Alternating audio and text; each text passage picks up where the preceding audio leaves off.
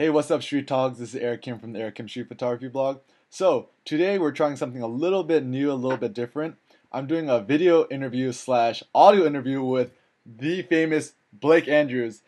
Blake Andrews is a member of InPublic and probably one of the most prolific street photographers slash bloggers out there. You could check out more of his work at B. What was the URL to that, Blake? BlakeAndrews.blogspot.com. Or if you just Google Blake Andrews, that's the first thing that shows up. All right, so yeah, how you doing, Blake? I'm doing great. It's good to talk to you. Yeah, no, you look wonderful with all that natural lighting going through the window and lighting you up quite nicely. Uh-huh. Well, this is the next best thing to being outside. I'm inside, but I have natural lighting coming in, so. And you're being streamed to like thousands of people on the internet right now too. Oh, okay. Hi, everyone. All right, so Blake, can you tell us a little bit more about your history with street photography? So if you could just trace it back from, the instant you picked up your camera, took a photo, and like, hey, I kind of like this because, street photography, it's, still a very niche genre. Like, how did you happen to get into, photography slash street photography? Um, well, even the label street photography is a little bit of a misnomer. It's or something that's applied afterwards. I basically just started photographing, and when I began, I was living in a city, and so I'd go out in public and walk around the sidewalks nearby, and kind of gain steam. At the start, I took a class and did it on my own, and as happens to many people, I just got more and more captivated and kept pursuing it. And so most of what I was looking for and what I still look for is just scavenging, looking for either objects or forms. I'm pretty attracted to formal elements, and with no real sense of looking for a specific object, like having some category where I was setting out to find, X number of, like the Beckers, like shooting industrial sites or something like that. I was more just like discovering as I went, which I think is, if I was going to be thrown into the category of street photography, that's why. There's my phone. You're a popular guy. I guess so.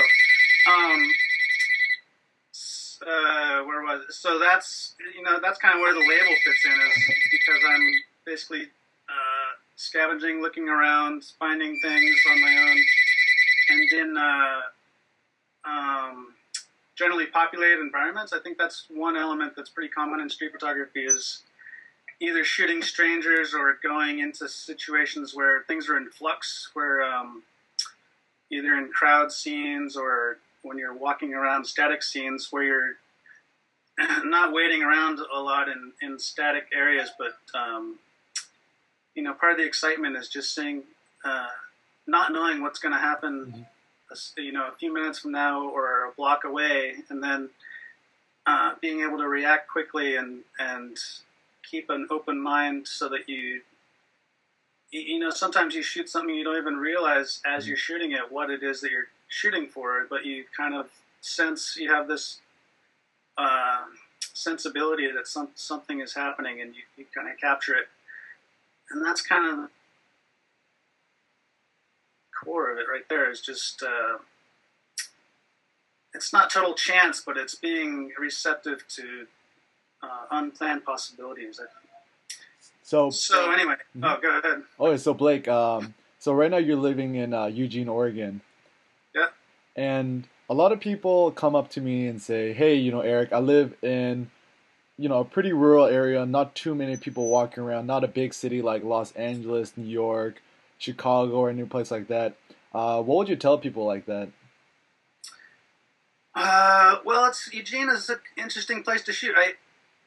Most of when I was shooting crowded scenes and urban environments, I was living in Portland. So that was I moved down here 5 years ago from Portland. And Portland was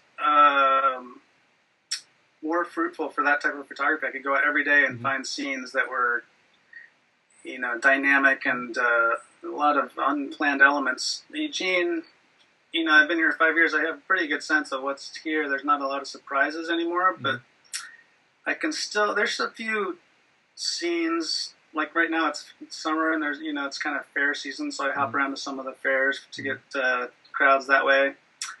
But a lot of this, I think since I've moved to Eugene, I've generally shot less of those types of scenes. When I do shoot those scenes, it's up in Portland, which I still go to quite often. But in Eugene, I'm basically still doing street photography in a way because I'm going out and scavenging, but it's less of it's less of the busy street scenes like a New York City scene or something like that. Mm-hmm. So I don't know. The kind of as I said before, the core of it is being open to non-planning and just catching. You can. A lot of what I do is formal, basically looking for patterns, and that's why I shoot black and white. I'm really interested in matching things, and some of that you can do. You don't need any people to do that. You can just walk around and find interesting scenes, and composing them in a poetic way is a little challenging, but you can do it wherever. You could be in the middle of like Nebraska and on a cornfield and find that.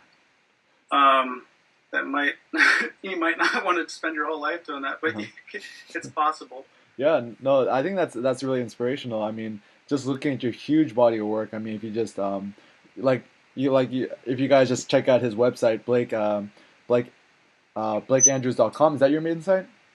BlakeAndrewsPhoto.com. Oh, BlakeAndrewsPhoto.com. I mean, you just have a ton of photo essays ongoing in previous projects, and I think one of the things that really sticks out to you of your work is, being able, like you mentioned, to capture shadows, lines, text, captions, and I was just, scouring the web a little bit more about your work, and I heard an ode to your work and Lee Freelander's book Letters from the People, in which he went around taking photos of, billboards, of individual letters, newspaper headers. Can you tell us a little bit more about how Lee Freelander has influenced your work and possibly other street photographers that really influenced you? Well, Freelander's a big. I mean, he's one of the biggies for sure. That book is. It's kind of funny. I went through a big sign phase, probably inspired by that book, which I first saw maybe 10 years ago or so. I still shoot quite a few signs, but I'm not in the heavy phase that I was maybe 5 years ago. But text messages kind of we're so surrounded by that stuff, and I think a lot of it just passes by. So when you see something that there's all these things flooding by us, and when you see something that's maybe it's just a simple word or a phrase or a letter, or even something longer that has like some interior meaning, I think I just like to capture those scenes. But actually, the science stuff of Freelander is kind of a sidelight. Most of what I was inspired by Freelander is his just his way of he can speaking of photographing in unpopulated areas, I think he did that quite a bit. He went out into small towns and wherever, and he just found scenes, and he very deliberate layering and precise order of what happens in the photo. He can take, just go off in some small town in the middle of nowhere and put together 5 different elements in the scene and just combine them in a way that before I'd seen his work, I hadn't quite seen that done before. I think someone, Cartier-Bresson was, he's kind of the cliche of his this decisive moment, and someone explained Freelander as the decisive moment turned inside out. That's interesting. It's not really about a moment, but it's about kind of unfolding a scene, going into a place and combining visual elements into a way that makes a photo, that someone else going there wouldn't see unless they saw that photo. Yeah. No, so anyway, Freelander, and the other big guy, of course, is Wintergrand. He's any discussion of street photography is he's basically I kind of bow to him. He's so prolific, but not just that. He had such a for him, it was just about the image. It was about the photograph. It wasn't about what was. I mean, it was sort of about reporting on documenting what's in the scene, but it was just about if the image worked. That's what it was about. You look at it. I think he wanted to divorce reality from the result of what he was photographing. And just totally concentrating on the final, how the elements came together into a rectangle. Yeah. No, I I mean, that can keep you going forever. You can get tired of, if you're a magazine reporter or something, maybe you get tired of reporting on stories or wars or whatever, but I don't think putting stuff into a rectangle never gets tired. You can do that forever. That's what she said. Those are my two. Freelander and Wintergrand are kind of the whatever the gods at this point. Yes. It sounds so old fashioned because they haven't. They're both. Well, Freelander's still shooting, but most of the work of theirs that interests me was from 30 years ago, probably. So I'm a little old fashioned that way, but. Yeah, no, it's I was reading one of your biographies on InPublic, and you said a street photograph either works or it doesn't. There is no middle ground. So can you maybe explain this a little bit more, because I think a problem that a lot of street photographers have is that during the editing process they'll look through all the images they took during the day, and there's always those shots that are almost keepers but not quite keepers. What kind of advice would you give street photographers who have difficult, discerning whether a street photograph truly works or doesn't? Oh my God, I'm probably the last person to talk about editing since I do not do that well. But we all have those. The ones where it's like 3/4 of the photo works, but there's something off on the side that is competing against that. And I mean, it's hard, but I don't think those are the ones that you want to show. Even though, those are 95% of the shots that you look at, that you print, that you really love. It's like, because most of the photo is there and it's all kind of happening, except for maybe there's some character up here that is whatever, wrong expression or half shown or something. So you can't go back and redo it. You shoot it and it's done, and then you have to deal with the consequences. So that's kind of what it comes down to. You either got it or you didn't. And I mean, maybe nowadays you can go back and some people revise and edit and Photoshop, but that doesn't interest me so much as trying to just. I think it's part of the. When you're shooting and the flow happens, and it's like you can kind of tell when. Even a minute before you're about to get something, you kind of have this feeling like it feels like the potential is there, and those are the photos that generally you look at them a month later, and it's like, oh yeah, there was something in the air there that photo works, and like you're freezing on me. Oh, I'm freezing on you? Is it okay? I'm watching your screen. I don't know. Maybe our connection is being frozen or something. But you're still seeing me move? Yeah, you look fantastic. All right. So anyway, that's what I was getting at with the it either works or it doesn't. It's like so I think Blake. So I think the cool thing about doing this video interview is that I can actually see your office and see your face. Can you just show us around your office and just kind of navigate? All right, I'll move the screen around. Here's some background over that way. That's a big file cabinet with some bumper stickers. Nice. And some. That's a bunch of work prints in boxes. And, oh wow. Back in the back corner is a big shelf of negatives. So this is my office, which is just off my bedroom. It's very small, but it's enough room for a computer and some storage. That's good. And then a lot of my other things are in the other part of the house. Where's your camera, man? Well, I don't shoot in my office too much, so I don't have my camera with me. Do you have it in your house? Oh, my cameras are they're downstairs in the rest of the house. I don't have them with me in my office. Oh, I see. I know this office pretty well. There's not a lot of stuff I'm going to shoot right here. It's not. Yeah. it's not going to change from today to tomorrow very much. Yeah. No, so I know in street photography, the camera is really not that important, but I think it's still just kind of cool to see what you're working with. Do you think maybe you could grab it really quick and then I guess show it to everyone what you're shooting with? Which camera?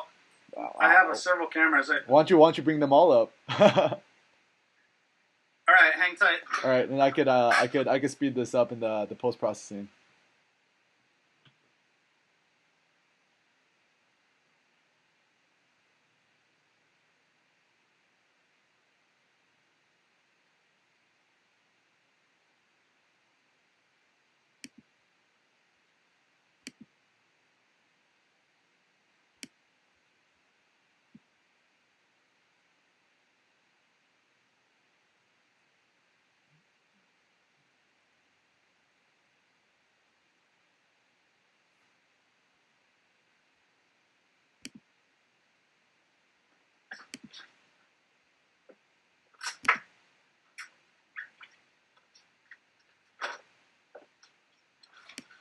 All right, I'm back. All right, you still alive? So, yes, I'm doing well. Okay, cool. Okay, most of what I shoot with is this, my Leica, just an old film camera. They're all old film cameras. Which version is that? M6. And then what lens do you have there? 40 millimeter lens. I just have one lens. I don't have a. I'm kind of a one lens guy. I just simplifies things. Yeah, that's good. I used to shoot with a zoom, and I don't know. It's by the time you carry around 3 or 4 lenses, and you're trying to figure out which one to shoot. It's like too much to think about. So, okay, this is what I. This is an old Hexar. It's kind of my backup. I use it when. Sometimes I'll carry it around along with the Leica, but more often I'll just switch back and forth once in a while. This is what I shot a lot with when I was first getting up to speed on street stuff. And it's very quick and easy and autofocus, auto expose. It's kind of like shooting with a sports car. It's very slick. Nice. And then this is what I've been shooting a lot with lately, an old Diana camera. Oh, that's really cool. So it's like one I found on eBay, and it's good in like, especially in the summer, the sun's out. It's really the flat light and no shadows, and you can make stuff with this camera that it's hard to get in with the other cameras. That's interesting. An old Holga. You basically put color film in this. All those other cameras I shoot black and white, but I'll shoot color with this. Just I don't know why it kind of works with the camera, and it also is my only camera with a flash. So I shoot this a lot inside, and in winter I was shooting this a lot. Anytime there's dim lighting, I'll bring this camera along, and so I don't know, the color black and white thing. This just feels right with the color. So so those are the ones that are working at this point that I'm using. Yeah. This is an old camera. This is like I have some photos on my site that. Oh, is that your panoramic? Panoramic.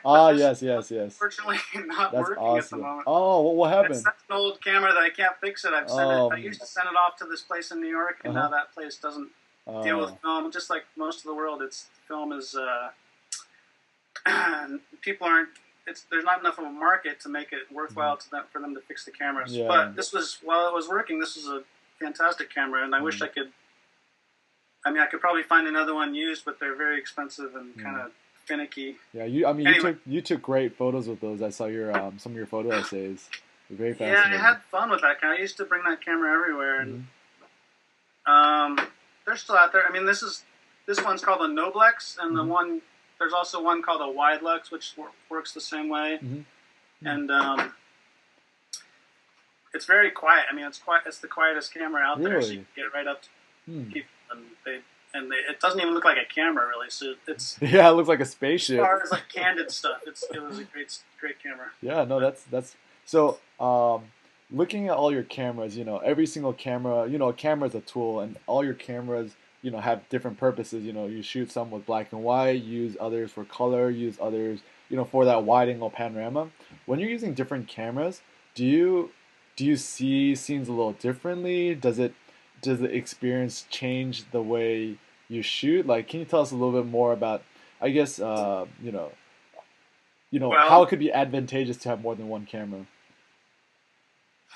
with the 35 millimeter cameras, the Leica and the Hexar, I'm definitely shooting with more precision. Mm-hmm. I'm finding scenes. I mean, it's not totally precise. I'll shoot from the hip once in a while, but I'm trying to line stuff up more and frame and look for more formal patterns and kind of like Freelander I was talking about, where you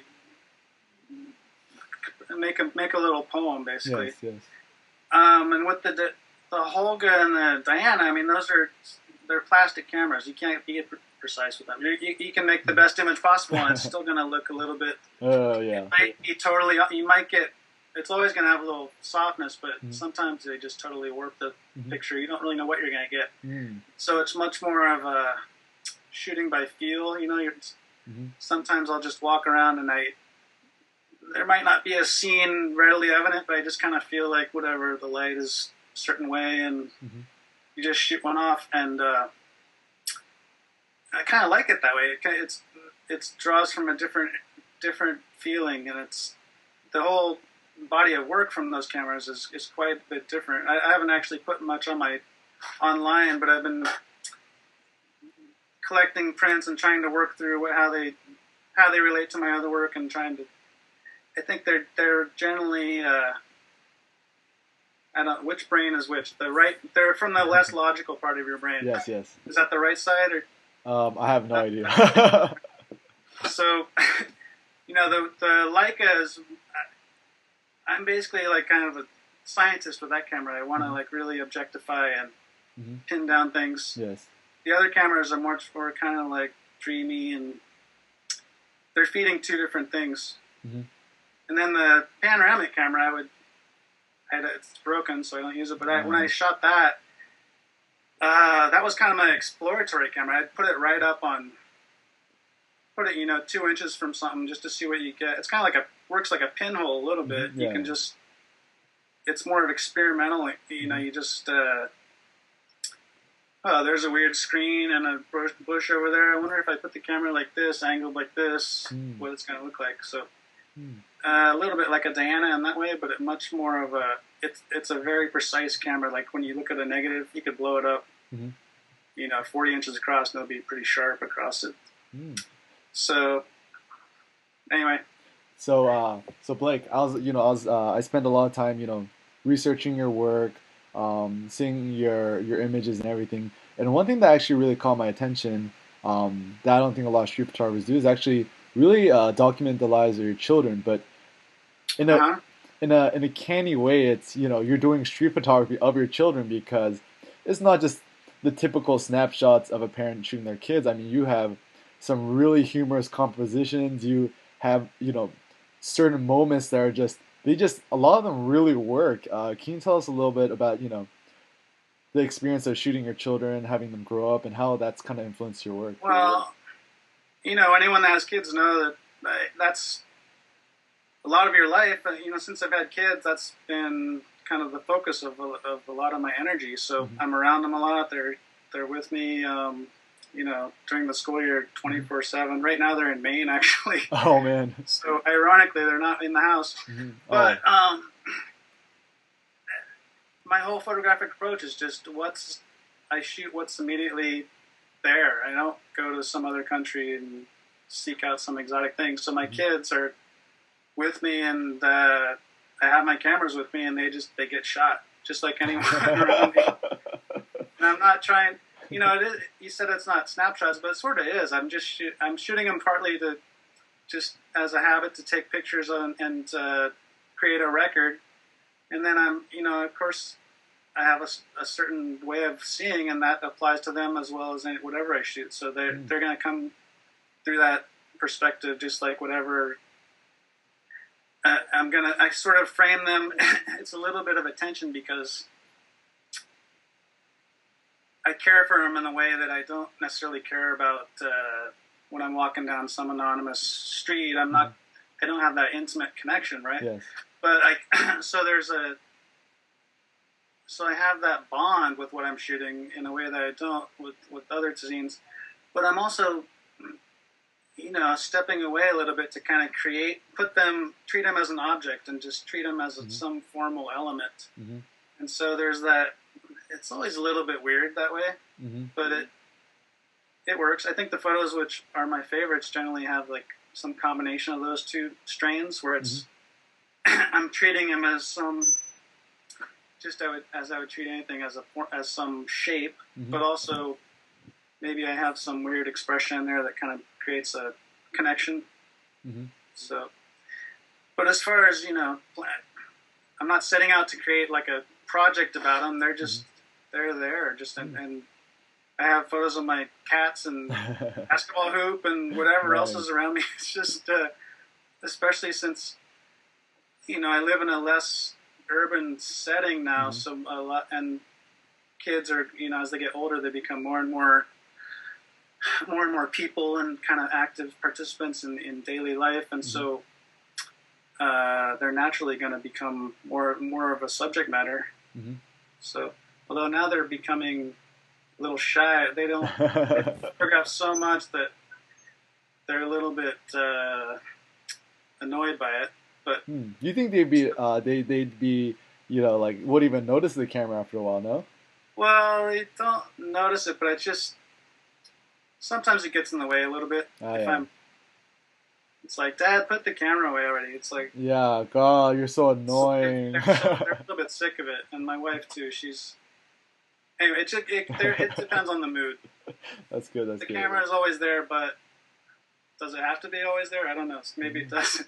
That's a good question. So, so one of the questions that I was very curious about. So, your work is primarily film. Have you ever explored into digital? And if so, like it seems like you really haven't made the switch. Like, what's some of your principles and thoughts about the whole film versus digital thing for yourself personally? I have a little digital camera. I should have brought that out, actually. It's a little snap shooting pocket camera that... what camera? A Fuji... I don't know the exact model, but it fits in my pocket. I take it places when I... Like for, indoor scenes or at night. It has a flash, so it's kind of good that way. But I've never actually blown up one of those photographs and framed it and treated it as something I really care about. So it's kind of like strictly a snapshot machine. And at some point, I probably cannot put off the inevitable. I'll probably convert to digital at some point, but I haven't really found the right tool. And I've tried a bunch of digital cameras and nothing quite feels right. Works for me. Someone let me borrow the whatever that new Fuji is. The X100. Yeah, that one. And I don't know. It's nice. It's kind of nice, but it didn't quite feel right. And I just always go back. I've tried a bunch of the digital ones, and I just always go back. So. Have you ever tried like a Leica M8 or Leica M9? I haven't. No, it'd probably be. If that was a little less expensive, I might be persuaded. There's something in the digital flow too. I think I'm just old-fashioned. I'm sure I could take digital photographs, get all the equipment up to spec, and make a nice print blown up. But I just don't. I don't think I'd really. It just doesn't feel quite the right way to me. I'm kind of invested in the whole old-fashioned world. Because of what I've been doing for so long, and I kind of like darkrooms. People say that they're a drag. They're not bad to me. I like to hang out there, listen to music, and it's kind of like a place totally away from everything. And honestly, at this place I print, I can crank prints out at a fairly decent clip, like probably faster than I could shooting digitally, scanning, not scanning, but shooting digitally and printing that way. So I don't know. I'm not anti-digital. It just hasn't worked yet. That's.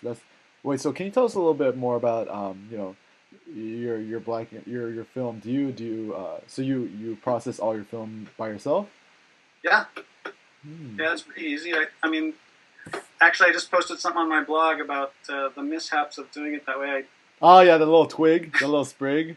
Yeah, Oh so man.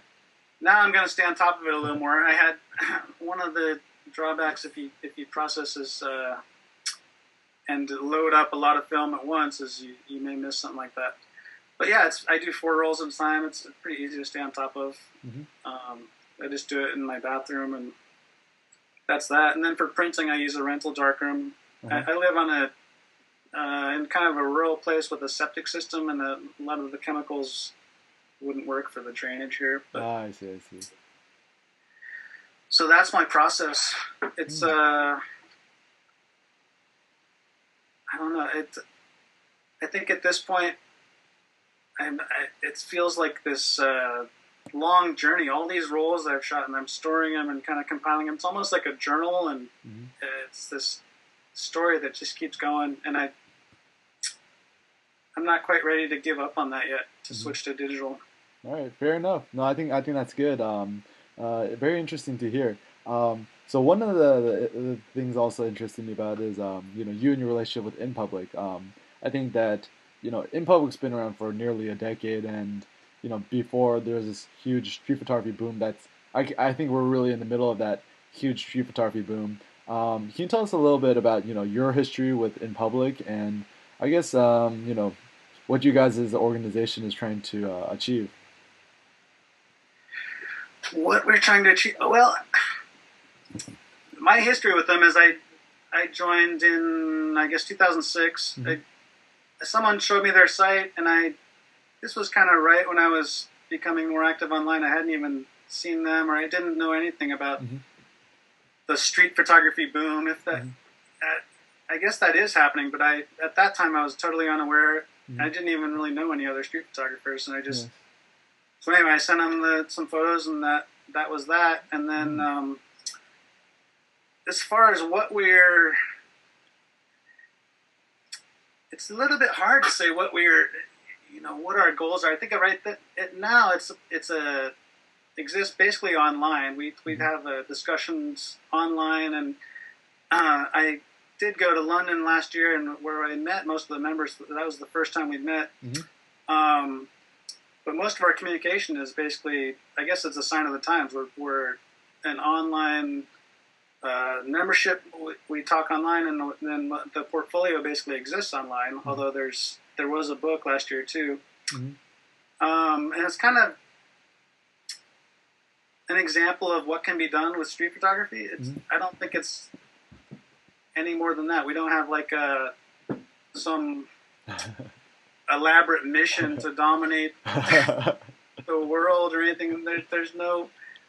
I think everyone has to find their own way and shoot however they want. But some of the photos on there can show how we've done it and what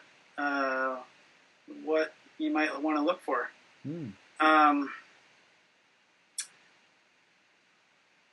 I don't know. That's that. The street photography boom is a little bit. I think a lot of that is kind of like created online, and I don't know if that's necessarily true. I've heard that a lot, and I think a lot of people are shooting street photography and they're connecting online in ways that they probably weren't before. Yes. Hmm. But at the same time, the main thrust of photography as art is totally away from that direction. It's not towards found things and fleeting moments. It's more towards conceptual and projects and big prints on the wall, big color, whatever. Yes, yes. It's not. I think street photography is.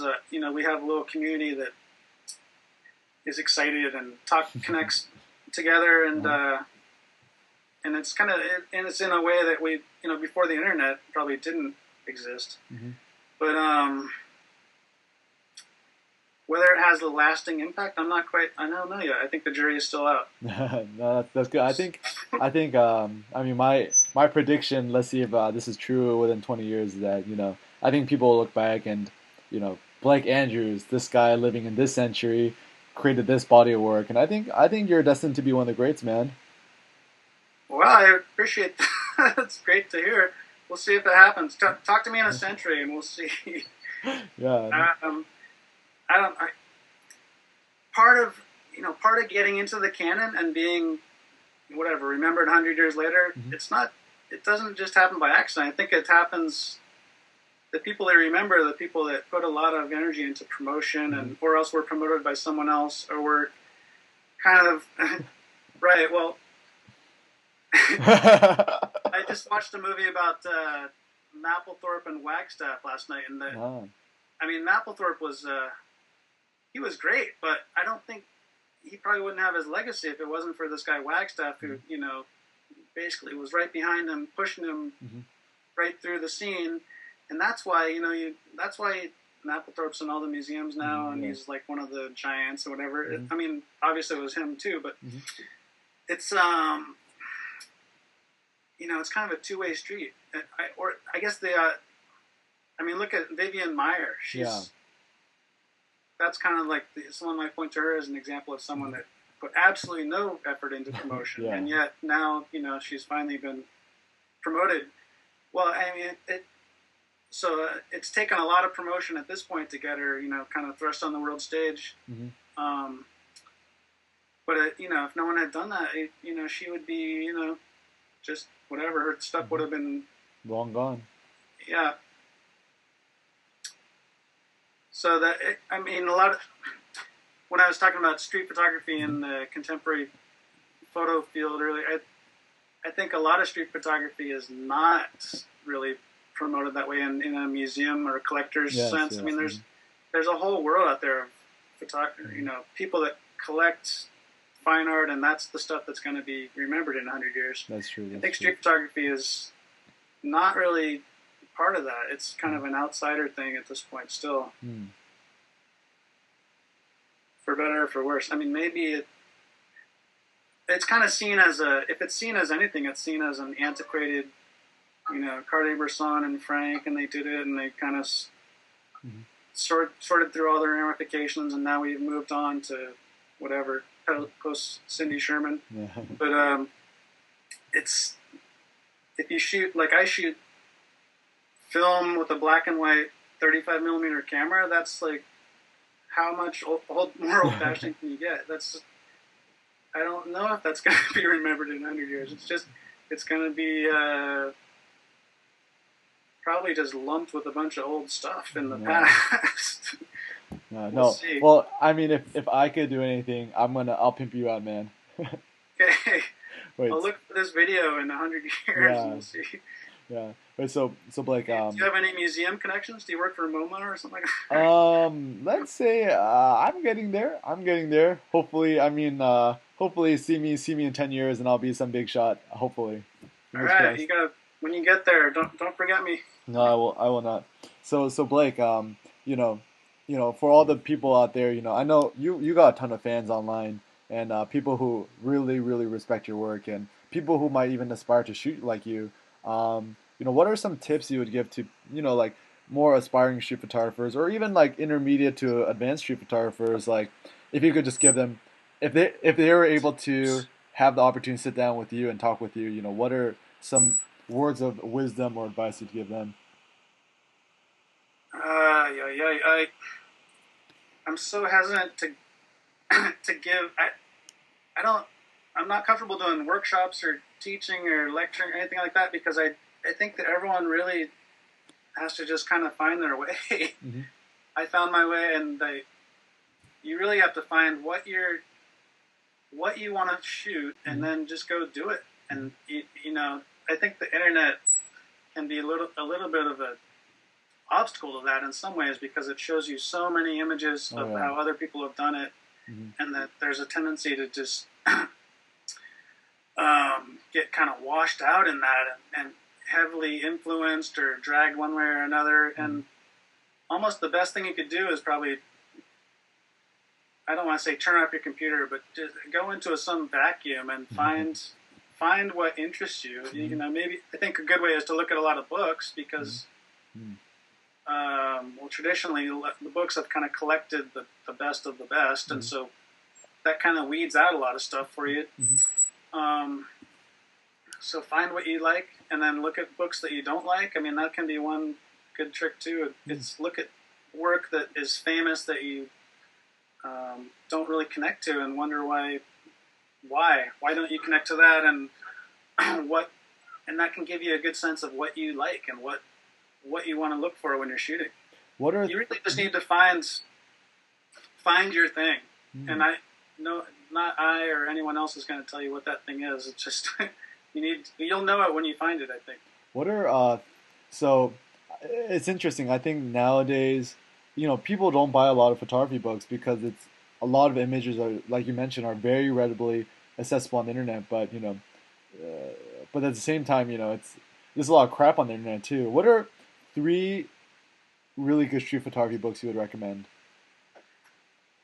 3 good books. Wow. Let's see. Well, I just did this Winterground poll, so the one that comes immediately to mind is Public Relations. I mean, that's got to be one of my favorites. This one, a book by Martin Kohler called Nothing Special. That I was just looking through it the other night, and that one, maybe just because it's fresh in my head. And then the new Topographics book.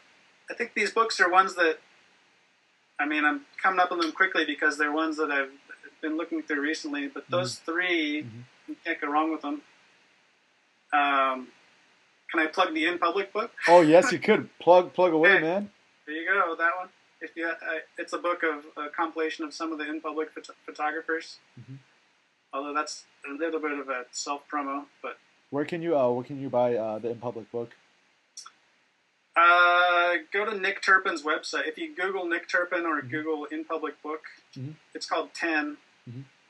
So I believe there's copies still available. I'll provide links to all those things so people could definitely check those out.